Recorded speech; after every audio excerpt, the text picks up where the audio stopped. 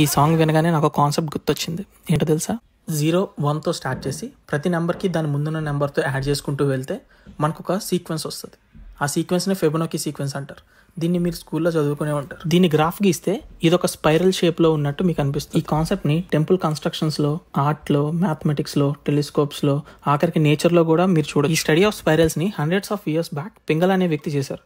కానీ ఇప్పుడు అతని వర్క్ ఏమైందో, దీనికి ఫిబొనాకీ అని పేరు ఎందుకు వచ్చిందో మాత్రం ఎవరికి తెలియదు. ఈ కాన్సెప్ట్కి నేను వినే పాటకి లింక్ ఏంటని అనుకుంటున్నారా? అయితే ఇంకోసారి ఈ పాట వినండి.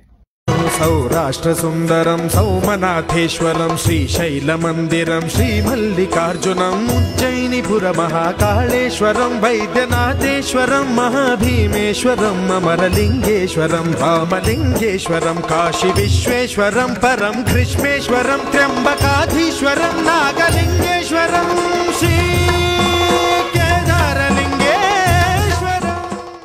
ఇప్పుడు ఇవన్నీ ఒక లైన్తో జాయిన్ చేస్తే ఒక స్పైరల్ వస్తుంది. Fascinating coincidence, isn't it? దీన్నే స్పేషియల్ డేటా అనాలిసిస్ అంటారు.